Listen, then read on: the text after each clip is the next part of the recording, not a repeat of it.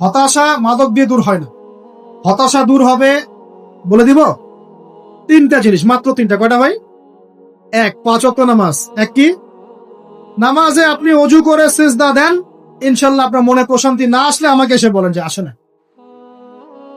চোখের পানি, মনের আবেগ যা আছে আপনার ভিতরে, কষ্ট, দুঃখ, যন্ত্রণা, সব আল্লাহকে ঢেলে দিবেন ইনশাল্লাহ।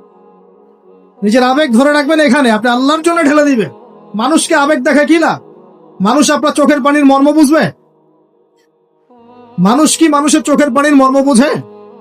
আপনার পিতা যদি মারা যায়, আমার কাছে এসে দোয়া চান কান্নাকাটি করে, আমি দোয়া করতে পারবো, কিন্তু আমি কিন্তু আপনার ফিলিংসটা বুঝতে পারবো না। আপনার অনুভূতি কে বুঝতে পারবেন? আল্লাহ পাক আপনার ঘাড়ের রগের চেয়েও কাছে আছে। সুবহানাল্লাহ, সুবহান আল্লাহ পাক ঘাড়ের রগের চেয়ে কাছে আছে। গতকালকে বাংলাদেশের একজন বরেণ্য আলেমের সাথে একটা কনফারেন্সে ছিলাম। উনি বলছিলেন যে এক ব্যক্তি, এটা শোনেন, এক ব্যক্তি খুব তার শখ যে তিনি সাহাবীদের মতো নামাজ পড়া শিখবেন। কথা বুঝতে পারছেন? সাহাবীদের মতো নামাজ শিখবেন। তো একজন বরেণ্য আলেমের কাছে এসেছেন, এসে বলছেন যে আমাকে সাহাবীদের মতো নামাজ শিখিয়ে দেন। তখন সেই আলেম আরেকজন আলেমের সন্ধান দিয়েছে যে তুমি তার কাছে যাও, তিনি শেখাবেন। তো সেই ব্যক্তি তো অবাক হয়েছেন, কারণ যাকে প্রশ্ন করেছিলেন তিনি অনেক বড় মুহাদ্দিস, আর যার কাছে পাঠানো হচ্ছে তিনি অত বড় মুহাদ্দিস নন, কিন্তু আবেদ, আমল করেন। তাকে গিয়ে বলছেন উনি আমাকে পাঠিয়েছেন সাহাবী বলা নামাজ শিখিয়ে দেন। তখন তিনি বলছেন ঠিক আছে, সুন্দর করে অজু করে আসো, সুন্দর করে অজু করে আসো। অজু করার সময় খালি খেয়াল রাখবা যে আমি অজু করছি শুধু আল্লাহর সন্তুষ্টির জন্য। কি খেয়াল রাখবেন? অজু করছি শুধু আল্লাহকে রাজি খুশি করার জন্য অজু করছে, আর কোনো উদ্দেশ্য নাই আমার। অজু করতে যাচ্ছে, তিনি আবার বলছেন দাঁড়াও, শুধু আল্লাহকে রাজি খুশি করার জন্য অজু করো। আবার শুরু করছেন, আবার বলছেন শোনো, শুধু আল্লাহকে রাজি খুশি করার জন্য অজু করো। এভাবে বলতেই আছেন। নামাজে দাঁড়িয়েছেন, দাঁড়ানোর আগে বলছেন শোনো, শুধু আল্লাহকে রাজি খুশি করার জন্য নামাজ পড়ো। বলতেই আছেন। এক পর্যায়ে সে ব্যক্তি নামাজ শুরু করলো। নামাজে মনোযোগ এদিক ওদিকে যায়, আর তার মাথায় এটা আসে, এই শুধু আল্লাহকে রাজি খুশি করার জন্য আমাকে নামাজ পড়তে হবে, শুধু আল্লাহকে রাজি খুশি করার জন্য নামাজ পড়তে হবে। এই চিন্তা তার মনের মধ্যে ঘুরপাক খাচ্ছে। এভাবে নামাজটা সে শেষ করে চিন্তা করছে যে নামাজ তো পুরোপুরি মনোযোগ দিতে পারলাম না। বারবার মাথার মধ্যে এরকম চিন্তা আসছে, আল্লাহ আমাকে তো মাফ করে দাও, নামাজটা আমার মনে হলো না ঠিক মতো। তখন সে ফিরে এসে তার সে ওস্তাদকে বলছেন আমার তো নামাজ এরকম করে পড়লাম, কিন্তু শেষমেশ মনে হলো যে নামাজটা হয়তো কবুল হয় নাই, আল্লাহর কাছে খুব মাফ চাইলাম, আল্লাহ আমাকে মাফ করে দাও, নামাজটা মনে হলো না। তখন সেই যে প্রথম ব্যক্তি যিনি পাঠিয়েছেন তিনি বলছেন এটাই হলো সাহাবী বলা নামাজ। তারা আল্লাহকে রাজি খুশি করার জন্য নামাজ পড়তেন, নামাজ শেষ করে আল্লাহর কাছে ইস্তেগফার করতেন, আল্লাহ কিছুই হলো না, কিছুই হলো। আমার কথা কি বুঝতে পারছেন? অতএব আল্লাহকে রাজি খুশি করার জন্য আপনি আপনার আবেগ, আপনার ইবাদত সব ফেলে দিবেন, অন্য কারো কাছে কিছু পাওয়ার আশা করবেন। আমাকে আল্লাহ পাঠিয়েছেন দুনিয়াতে নামাজ পড়তে, রোজা রাখতে, দিনের প্রচার করতে, দিনের জ্ঞান অর্জন করতে, এই তো। তা আমি একজন মেয়ের জন্য জীবন নষ্ট করে দিব কেন? আমি তাহলে আল্লাহর কাছে কি মুখ দেখাবো, আর নবীর কাছে কি মুখ দেখাবো? ওখানে গিয়ে বলবো আল্লাহ আমি আমার অমুক প্রেমিকার জন্য আশেক হয়ে একদম জীবন দিয়ে দিয়েছি, আত্মহত্যা করেছে। গেছে ভাই, যাইতে দেন। যে ব্যক্তি আপনার অবস্থানকে মূল্যায়ন করে নাই, সে আপনার যোগ্য ছিল না। এখন আপনি কি করবেন? নিজের অবস্থান উন্নত করেন, আপনার পেছনে লাইন ধরে ঘুরবে ইনশাআল্লাহ। এটাই বাস্তবতা। দুনিয়া খুব খারাপ জিনিস।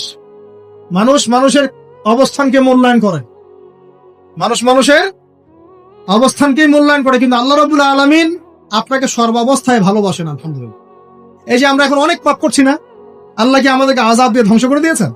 আল্লাহ পাক এখনো আমাদেরকে ভালোবাসেন, রহম করেন, আল্লাহ পাক অপেক্ষা করছেন কখন তওবা করবে, আমি তওবা কবুল করব।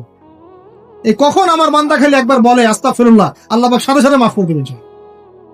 সেই আল্লাহকে ভুলে আপনি কার পিছনে ছুটছেন? আমরা কিন্তু নিয়াত করতে পারি ভাই যে আমরা যারা ওয়াজ শুনলাম জীবনে কোনোদিন সিগারেটে হাত দিব না ইনশাআল্লাহ। রাজি আছি ভাই? অন্য বড় বড় জিনিস তো বহুত দূরের কথা। আচ্ছা, অনেকে রাজি হয় নাই কেন? আপনারা কি অলরেডি আসক্ত? আমি অনেক ভাইকে দেখেছি মাশাআল্লাহ ইফতার খুলেই একদম বেনসন টানা শুরু করে। হ্যাঁ, এটা যে হারাম আপনাদের কেউ ওয়াজ করে শোনায় নাই? এটাকে কি মনে করেন আপনারা, হারাম না হালাল? কেউ বলেছে মাকরু, নাকি মাকরু ফতোয়া দিয়েছে? মাকরু শব্দের অর্থ জানেন আপনি? মাকরু শব্দের অর্থ কি শোনেন, সূরা বনী ইসরাঈল খুলবেন। কোন সূরা? সূরা বনী ইসরাইল আল্লাহ পাক বলছেন, আমি বনু ইসরাইলকে এই কাজগুলো করতে নিষেধ করেছেন। কোন কোন কাজ? জেনা করো না, জেনার ধার কাছে যেও না, এতিমের মাল আত্মসাৎ করো না, শিরিক করো না ইত্যাদি। যারা আলেম আছেন তারা আমার কথা বুঝবেন। এই কাজগুলোর পরে আল্লাহ পাক বলছেন যে এই প্রত্যেকটা কাজ আল্লাহর কাছে মাকরুহ, অপছন্দ। কিসের? অপছন্দ। আর এটাকে আপনি সহজ মনে করছেন? নিয়াত করি আল্লাহ পাকের সন্তুষ্টির জন্য আমরা কোনোদিনও মাদকের সাথে সম্পৃক্ত হব না ইনশাআল্লাহ। আর বিশ্বাস করেন, শুধুমাত্র মাদকদ্রব্য নিয়ন্ত্রণ অধিদপ্তর এই আইন কানুন এগুলো দিয়ে, জরিমানা দিয়ে মানুষকে মাদক ছাড়ানো যাচ্ছে না, যাবে না। কেন যাবে না এটা আপনারা খুব ভালো করেই জানেন, আমি বলতে চাচ্ছি না। অনেক সময় মাদক বিরোধী কনসার্ট করে মানুষ, মাদক বিরোধী কনসার্টে ওঠার আগে এক বোতল ডাইল খেয়ে আসে। এগুলো কি বাস্তব কথা বলছি না অবাস্তব কথা বলছি? আমাদের যুবক ভাইরা কোশ্চিন কালো মাদকের ধার কাছে যাবেন না ইনশাআল্লাহ। একটা হাদিস খালি মনে রাখেন, এই হাদিসটা মনে রাখেন। নবী সাল্লাল্লাহু আলাইহি ওয়াসাল্লাম বলেছেন, কেউ যদি মাদকদ্রব্য সেবন করে তার 40 দিনের নামাজ কবুল হবে না। সিগারেট একটা খেয়েছি, 40 দিন নামাজ নাই। এরপর যদি সে তওবা করে আল্লাহ মাফ করে দিবেন। আবার যদি মাদক খায় আবার 40 দিন কবুল হবে না। যদি আবার তওবা করে আল্লাহ মাফ করে দিবে। আবারও যদি খায় আবারও 40 দিন কবুল হবে না। আবারও তওবা করলে আল্লাহ আবার মাফ করে দিবে। চতুর্থবার সে যদি মাদক খায়, আল্লাহ রাসূল সাল্লাল্লাহু আলাইহি ওয়াসাল্লাম বলছেন, আল্লাহ পাক কিয়ামতের মাঠে তাকে তিনাতুল খাবাল পান করাবেন। কি পান করাবেন? তিনাতুল খাবাল। সাহাবীরা বললেন, ইয়া রাসূলুল্লাহ, এটা কি? তিনাতুল খাবাল কি? নবী সাল্লাল্লাহু আলাইহি ওয়াসাল্লাম বলছেন, এটা হচ্ছে জাহান্নামীদেরকে আযাব দেওয়ার পর তাদের রক্ত মাংসের যে পুঁজ বের হবে, এই যে ড্রিঙ্কস, জাহান্নামের হার্ড ড্রিঙ্কস, এই ড্রিঙ্কস এর নাম হলো তিনাতুল খাবাল। আল্লাহ পাক আমাদের সবাইকে মাদক থেকে বাঁচিয়ে রাখুন। আমল হচ্ছে কোরআন তেলাওয়াত। যে ব্যক্তি কোরআন তেলাওয়াত করতে পারে নিয়মিত, তার মনের মধ্যে এই হতাশা, এই ভীরুতা, এই কাপুরুষতা কিচ্ছু আসবে না ইনশাআল্লাহ। আমি গ্যারান্টি দিচ্ছি আপনাকে, হতাশা আসবেই না আপনার মনে যদি আপনি কোরআন বুঝতে পারেন। কোরআনের একটা আয়াত নিয়ে কোনো কোনো সময় দেখা যায় 2-3 ঘন্টা সময় পার হয়ে যাচ্ছে, আয়াতটা ছেড়ে সামনে যেতে পারছি না। কোরআনের ভিতরে ঢুকলে আপনি দুনিয়ায় ভুলে যাবেন কি হচ্ছে আশপাশে। আমি এমন অনেক আলেমকে দেখেছি যে একটা বই, পাতলা একটা বই, আরবি বই নিয়ে পড়া শুরু করেছেন, যে ফজরের পরে জোহরের ওয়াক্ত হয়ে যাচ্ছে, বইটাই শেষ করতে পারেননি। বুঝতে পারবেন? যখন আপনি ইলমের ভিতরে ঢুকে যাবেন, কোরআনের ভিতরে, হাদিসের ভিতরে, আপনার দুনিয়ার খেয়ালই নাই। একজন আলেম, তিনি এক রাত্রে একটা বই লিখেছিলেন, চটি বই, এক রাত্রের মধ্যে। বলা হচ্ছে, তার সম্পর্কে বলা হচ্ছে যে রাতের খাবার তাকে দেয়া হয়েছে, যে আপনি এটা খেয়ে নেন। খাবারটা পাশেই আছে, খাবারটা খাবো, এটা লিখে খাবারটা খাবো, এরকম তার চিন্তা ছিল। ফজর হয়ে গেছে, বই লিখাও শেষ, খাবার এই অবস্থায় পড়ে আছে, ডুবে গেছেন ভিতরে, খাওয়ার মাথায় খেয়াল নাই। এরকম হয়। একজন মনীষী, বিখ্যাত মনীষী, রিয়াদুস সালেহিন কিতাবের রাইটার, সংকলক আল্লামা নববী রাহিমাহুল্লাহ, এরকম সারা রাত চলে গেছে, পাশের 2টা খেজুর, ওই 2টা খেজুর খাওয়ারই সময় পান। হাদিস নিয়ে গবেষণা করতে রাত পার হয়ে গেছে। আমি বলতে চাচ্ছি, যখন ইলমের ভিতরে, কোরআন হাদিসের ভিতরে ঢুকে যাবেন, আপনার দুনিয়ার খেয়াল আপনার চলে যাবে ইনশাআল্লাহ। এই টেনশন, হতাশা, এই সেই বাদ, তখনই আল্লাহ পাক আপনাকে তার পক্ষ থেকে রহমত দিবেন, বরকত দিবেন। আল্লাহ আপনার দুনিয়ার কাজগুলো করে দিবেন ইনশাআল্লাহ। তখন দেখবেন কেউ আপনার দুনিয়ার ওই কাজটা করে দিয়েছে, কেউ ওই কাজটা করে দিয়েছে, কেউ বাসায় খাবার পাঠিয়ে দিয়েছে, আল্লাহ পাকই এগুলো করাই দিবেন ইনশাআল্লাহ। তো প্রিয় ভাইরা, মাদকে যাবো না আল্লাহর কাছে আসবো? 2 নাম্বার কোরআন তেলাওয়াত, 3 নাম্বার আল্লাহর জিকির। 3 নাম্বার কি ভাই? আল্লাহর জিকির। চলতে ফিরতে সব সময় মুখ চলতে থাকবে, মুখ না চললেও মনে মনে মন তাজা থাকবে, মনে মনে জিকির হতে থাকবে। মনে মনে জিকির করতে পারেন? মুখ নড়বে না, কিন্তু মনে মনে আপনার একটা জিকির হতে থাকবে, সুবহানাল্লাহ ওয়া আলহামদুলিল্লাহ, লা ইলাহা ইল্লাল্লাহ, আল্লাহু আকবার। পারা যাবে?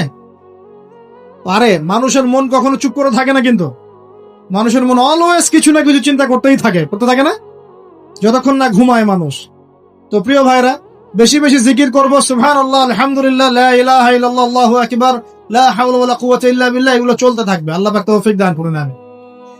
আমরা আমাদের সমাজে যুবকদেরকে এরকম টিকটকে দেখছি, অনলাইনে আসক্ত দেখছি, জেনায় আসক্ত দেখছি, পর্নোগ্রাফিতে আসক্ত দেখছি। আমরা দেখছি আমাদের যুব সমাজকে মাদকে আসক্ত, কিশোর গ্যাংয়ে আসক্ত। এইগুলো কি আমাদের কাম্য ছিল ভাই?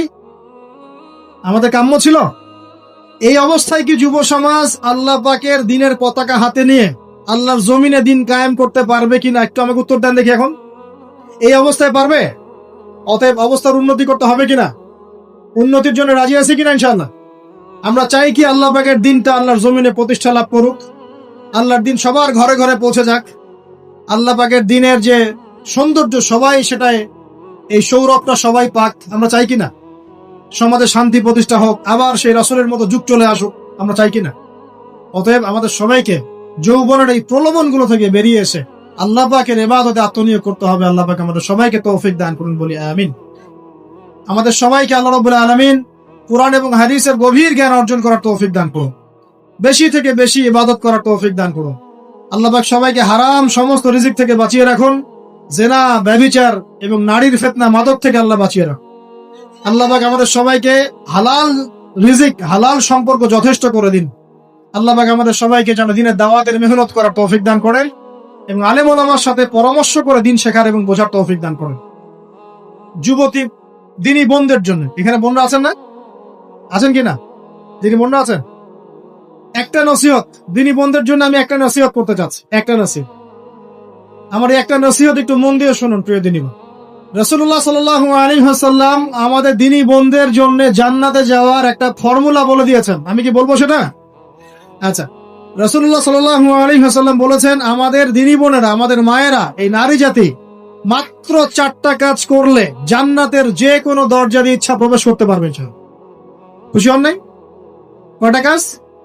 মাত্র 4টা। এক, যদি আমাদের দিনী বোনেরা 5 ওয়াক্ত নামাজটা ওয়াক্ত মতো পড়ে, আল্লাহ পাক তৌফিক দান করুন, বলি আমিন। 2 নাম্বার, যদি তারা রমাদান মাসের রোজাটাকে ঠিক মতো আদায় করতে পারে। 1 নাম্বার 5 ওয়াক্ত নামাজ ঠিকঠাক আদায় করা, 2 নাম্বার রমজান মাসে সাওম রাখা, 3 নাম্বার তাদের লজ্জাস্থানের হেফাজত করা, মানে শরঈ পর্দা মেইনটেইন করা, শরঈ পর্দা মেইনটেইন করা। এবং আমি বলে দেই, চেহারাটা আপনাদের পর্দার অন্তর্ভুক্ত। এটা নিয়ে অনেক বাকবিতণ্ডা হয় না সমাজে, চেহারা দেখানো যাবে কি যাবে না ইত্যাদি। চেহারা আপনার পর্দার অন্তর্ভুক্ত বিষয়, ফুল স্টপ। এর উপরে ফতোয়া অনেক ভাবে দিচ্ছে, কিন্তু বরেণ্য উলামায়ে কেরামের কিতাবগুলো ঘাটাঘাটি করেন, তাদের ফতোয়া হচ্ছে চেহারা আপনার পর্দার অন্তর্ভুক্ত বিষয়, চেহারা ঢেকে রাখবেন, আল্লাহ পাক তৌফিক দান করুন। চোখ থাকবে খোলা, ঠিক আছে। 4 নাম্বার, স্বামীর আনুগত্য করতে হবে। স্বামীর আনুগত্য, এই যে আনুগত্য শব্দ শুনলেই মানুষের একটা মানে নেগেটিভ ধারণা তৈরি হতে পারে। স্বামীর আনুগত্য মানে কি আমি তার দাসত্ব করব? আনুগত্য মানে, প্রিয় দিনী বোন, আনুগত্য মানে দাসত্ব নয়। আনুগত্য মানে কোরআন সুন্নাহর যে বিধানগুলো আপনার স্বামী আপনাকে পালন করতে বলবে, আপনি সেগুলো করবেন, আপনি করতে বাধ্য। কিন্তু স্বামী যদি কোরআন সুন্নাহর বাইরে কিছু করতে বলে, সেটা মানতে আপনি বাধ্য নন। স্বামী যদি আপনাকে বলে যে সুদ খাও, এই যে সুদী এনজিওতে আসো, নাম লেখাও। স্বামী যদি আপনাকে বলে যে আসো বেপরদায় বাইরে যাই, সাজুগুজু করে বের হও, চলো ঘুরে আসে বেপরদায়। স্বামী যদি বলে দেবরকে একটু খাবারটা দিয়ে আসো, আমার অফিসের কলিগ আসছে, খাবার পরিবেশন করো, আসো ডাইনিং এ আসো। এই যে হারাম কাজ, বেপরদার আদেশ করছে, সুদের আদেশ করছে, আপনি সেগুলো পালন করবেন। কিন্তু হালাল বৈধ যে কোনো বিষয় আপনি স্বামীর আনুগত্য করবেন, এটা আপনার উপর ফরজ।